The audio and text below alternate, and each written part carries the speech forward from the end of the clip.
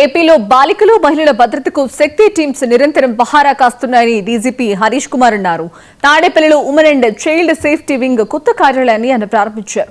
మహిళలు బాలికలపై నేరాలకు పాల్పడితే కఠిన చర్యలు తీసుకుంటామని డీజీపీ హెచ్చరించారు. ఈ కార్యక్రమంలో women and child safety wing incharge Rajakumari, డీజీలు రవిశంకర్, ఆర్కే మీనా, ఉజాలా త్రిపాఠి, అలాగే అడిషనల్ డీజీ మధుసూదన్ రెడ్డి, ఇతర పోలీస్ ఉన్నతాధికారులు పాల్గొన్నారు.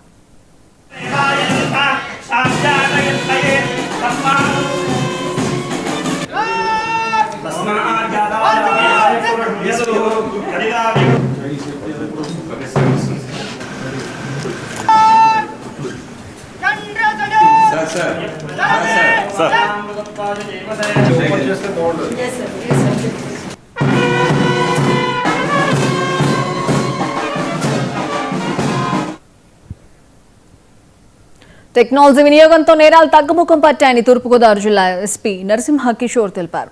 గోకవరం పోలీస్ స్టేషన్లో వార్షిక తనిఖీలు నిర్వహించారు. జిల్లాలో గంజాయి నిర్మూలనకు కృషి చేస్తున్నామని అన్నారు. జిల్లాలో శాంతి భద్రతలు పెంపొందించేందుకు అన్ని విధాలా ప్రయత్నిస్తున్నామని చెప్పారు.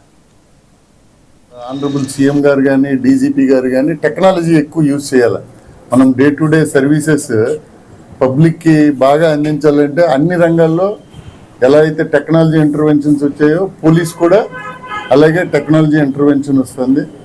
దీంట్లో కంప్లీట్గా ఆన్లైన్, అంటే ఎవరైనా ఇప్పుడు ఉంది CCTNS, crime and criminal tracking network system, CCTNS అని, అలాగే కోర్ట్స్, అలాగే అన్ని ఏజెన్సీస్ కూడా ఒక అంబ్రెల్లా కిందకి తీసుకొచ్చి ఒక గొడుగు కిందకి పబ్లిక్కి మరింత మెరుగైన సర్వీసెస్ అందించాలా అని చెప్పి దీన్ని తయారు చేశారు. ఇప్పుడు దీన్ని చూస్తే లాస్ట్ 3 years కంపారిటివ్ స్టేట్మెంట్ 2023 అంటే మన జిల్లా, ఉమ్మడి జిల్లా డివైడ్ అయ్యి ఈస్ట్ గోదావరి జిల్లా కింద మారిన తర్వాత 2022లో అయింది.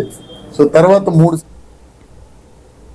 కాకినాడ జిల్లాలో గంజాయి అక్రమ రవాణాను పోలీసులు అడ్డుకున్నారు. సుమారు 24 కిలోల